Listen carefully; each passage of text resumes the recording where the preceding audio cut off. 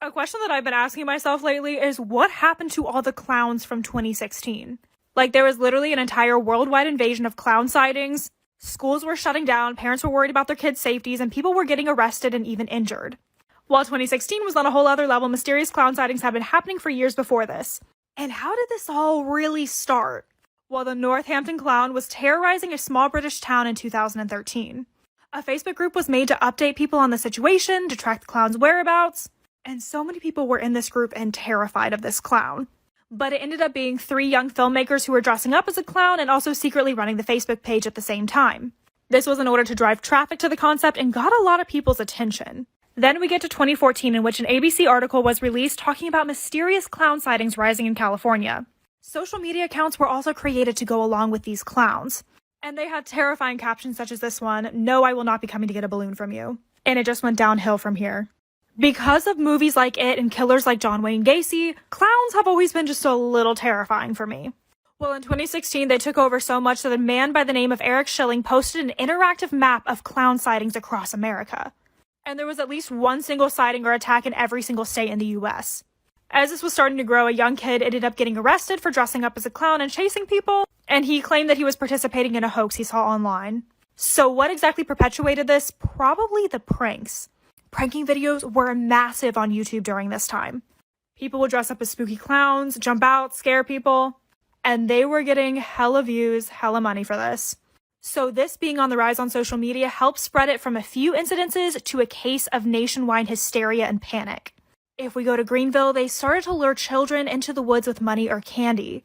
And a lot of the town was terrified because they would hear banging on their doors at night and even chains. There's clowns out in the woods and they're trying to get us to come out there. Some had chains, some had knives, and some were holding money saying, "Come here, we've got candy for you." This was a quote from a 9-year-old boy in South Carolina. In Green Bay, Wisconsin, there was 5 pictures of creepy clowns roaming around a vacant parking lot under a bridge. In Rankin County, Mississippi, one clown sighting apparently caused a car wreck. In Dunwoody, Georgia, 2 people called the police saying that they saw clowns near their home carrying machetes.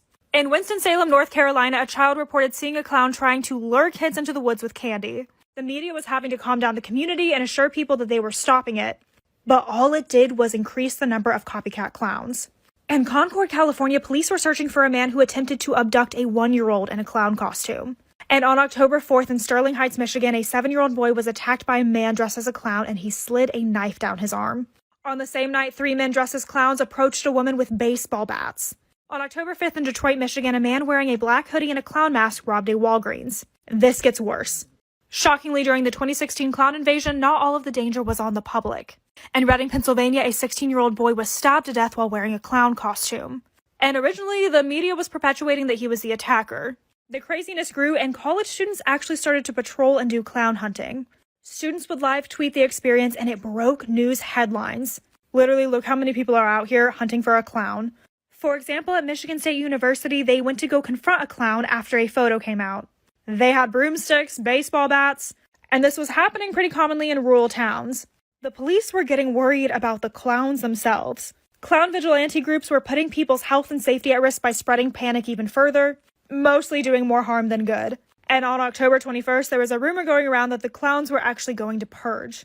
And the World Clown Association had to come forward and talk about how they disapproved of this behavior. Producers for Stephen King's It had to even deny that it was their marketing stunt. So honestly, what was the reason? Well, there's many theories on why all these clowns came forward in 2016. A very common one was that they were all working together in some sort of demonic or satanic organization, and that they were coming to take children, but honestly, that was mostly middle-aged Facebook moms that believed that. More likely than not, they were just pranksters, and they probably weren't orchestrated altogether. That would have been very difficult. There was also a lot of false reports going on. For example, a Facebook picture showing a clown at a local park. He ended up getting arrested because the pictures were edited. Many people were just riding off the train to try to go viral. And the media honestly made it way worse. In the midst of all of this, there was honestly terrifying people taking advantage of the situation to commit actual crimes. And there's been some suspicion that this is happening again in 2021. So if you guys want to hear about that, go to my Instagram and click on my reels. More attention needs to be brought to this heartbreaking case. On April 22nd of 2021, a 3-year-old little girl, Arden Pepion, went missing from the Blackfeet Indian Reservation in Montana. She was last seen that day wearing a purple jacket with a unicorn design on the front, a gray sweater, black leggings, and black boots. At the time, Arden was being babysat by her uncle, Hahax VL. Allegedly, her uncle was practicing shooting his gun. And according to him, she walked off, but he saw her footprints leading towards the Two Medicine River. Blackfeet tribal law enforcement ceased searching for Arden after 10 days. But the family and community have continued to look and raise money for the efforts. No body has been found, but what appears to be Arden's coat and boot has reportedly surfaced. VL was charged with negligent endangerment and child neglect, while his girlfriend, Kimberly Higgins, was charged with accountability. If you have any information on Arden Papillon, please contact Blackfeet law enforcement. The number is 406-338-4000.